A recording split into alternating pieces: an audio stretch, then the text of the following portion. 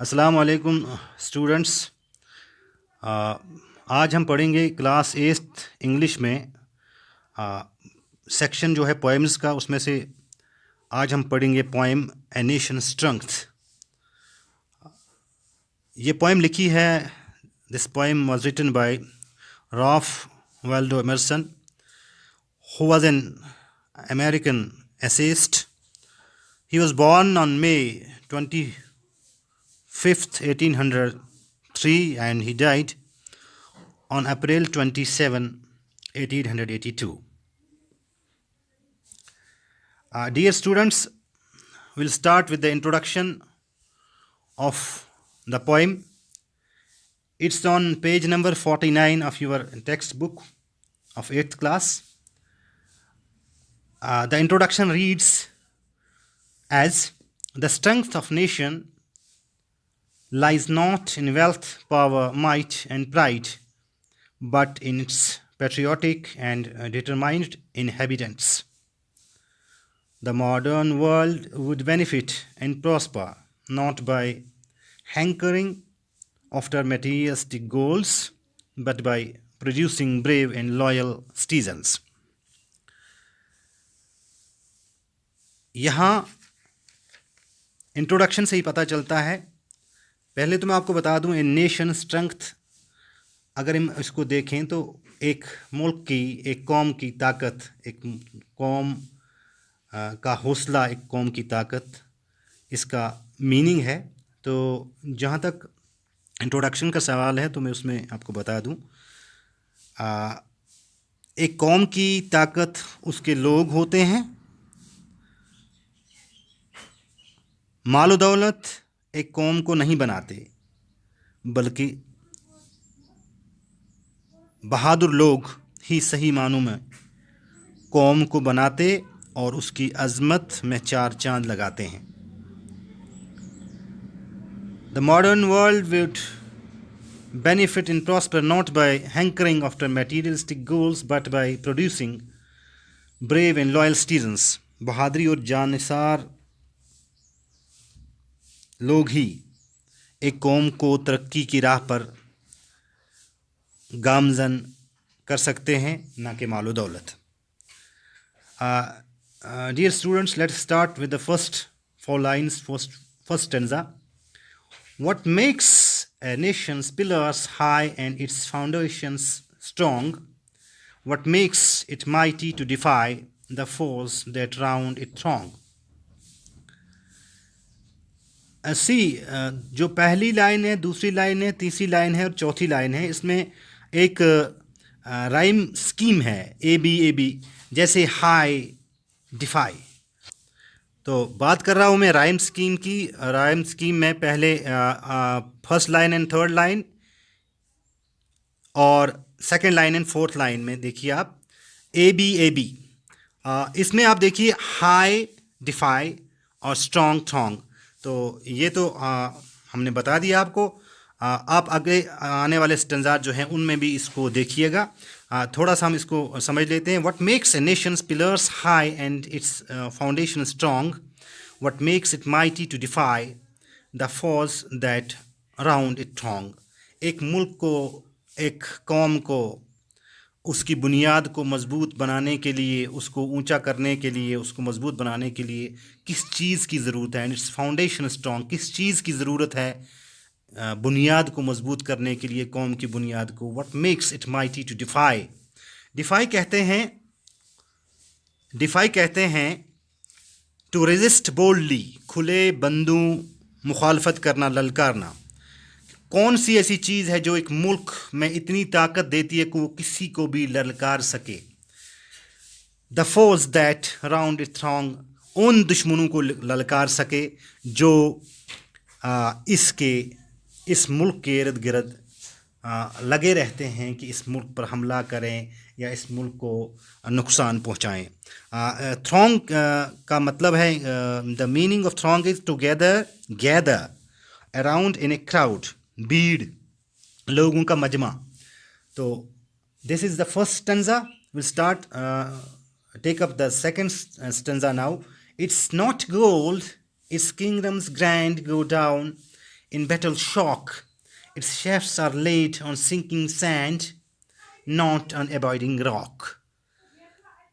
तो ये सोना चांदी मालो दौलत ये सब चीज़ें ये मुल्क को नहीं चाहिए इसकी मजबूती के लिए, इसकी बुनियाद को मजबूत बनाने के लिए. Its shafts are laid on sinking sand not on avoiding rock. ऐसा कुछ अगर है, कोई किसी के पास दौलत है लेकिन उसके पास वो चीज़ नहीं है जो सही मानों में मुल्क को चाहिए, मुल्क की हिफाजत करने के लिए, मुल्क को बनाने के लिए, मुल्क में तरक्की करने के लिए, तो ऐसा है कि जैसे हम रेत पर कोई घर बना दें तो that's going to sink someday. हाँ, अगर हम किसी अच्छे पत्थर पे, एक मज़बूत पत्थर पे घर बनाएं तो वो कल को जाके ठहरता भी है, वो मज़बूत सही रहती है, वो बुनियाद मज़बूत रहती है, सही रहती है. Is it the sword asked the red dust of empires passed away. The blood has turned their stones to rust, their glory to decay. अब यहाँ पे दो तीन चीज़ें, दो तीन वर्ड्स हैं. जैसे शेफ्ट आया ऊपर, उसका मतलब है the column of A building foundation, stone थम पाया. इज इट द स्वॉर्ड, क्या ये शमशीर है? शमशीर तो यहाँ पे ये माइट, आर्मी माइट जो होती है मुल्कों के पास, क्या वो है? आर्मीज़ हैं, फौज है. Ask the red dust of empires passed away, the blood has turned their stones to rust, their glory to decay. तो वहाँ से भी हमें पता चलता है कि it's not so much necessary, so much important कि आज आप उन जगहों से जाके आप उन जगहों को देखिए जहाँ कहीं किसी के पास बहुत बड़ी बड़ी फ़ौजें हुआ करती थी. आज वो सारी चीज़ें सड़ गई हैं, ख़राब हो गई हैं. यहाँ रस्ट का मतलब है सड़ जाना, रस्ट का मतलब है सड़ जाना, और डिके का मतलब है ख़राब होना, सड़ना, जंग लगना. रस्ट का मतलब भी है जंग लगना.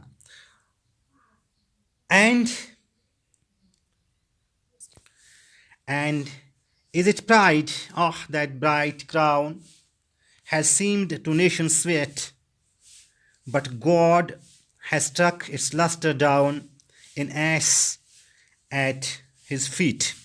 प्राइड फ़ख्र को कहते हैं, एहसास बरतरी को कहते हैं, फीलिंग ऑफ इम्पोर्टेंस. लस्टर कहते हैं चमक दमक को. ए पीपल यहाँ पे यूज़ हुआ है. ए पीपल मीन्स ए नेशन. क्या ये वो ताज हैं, तख्तो ताज हैं जिनकी बुनियाद पे लोग बहुत अपने आप को बहुत बड़ा समझते थे? नो, वो भी नहीं है, वो चीज़ भी नहीं है जो मुल्क को बनाती है. Because but the god has stuck its lustre down, उस चमक दमक को, ब्राइटनेस को अल्लाह ने वक्त के साथ ख़त्म कर दिया. इन एश एट फीट. फिर इसका फोर्थ स्टैंजा जो है, not gold but only man can make a people great and strong, men who for truth and honor's sake stand fast and suffer long, brave men who work while others sleep, who dare while others fly, they build a nation's pillars deep and lift them to the sky. तो इसमें दौलत,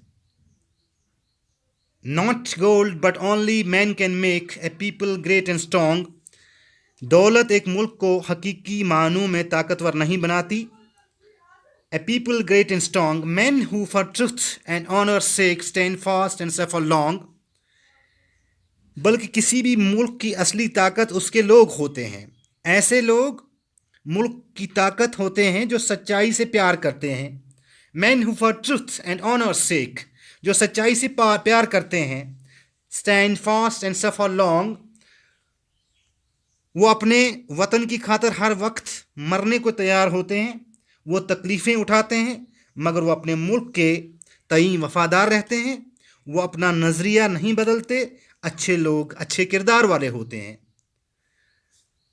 तो इसके बाद जो last stanza है, brave man who work while others sleep, वो बहादुर लोग होते हैं. वो बहादुर लोग वो उस वक़्त काम करते हैं जब दूसरे लोग आराम से सोते हैं. हर who dare while others fly, They build a nation's pillars deep and lift them to the sky. वो हर दुश्मन का मुकाबला करने के लिए तैयार रहते हैं। इस तरह वो अपनी कौम और वतन की बुनियादों को मजबूत बनाते हैं। इस तरह वो अपने कौम और वतन का नाम रोशन करते हैं।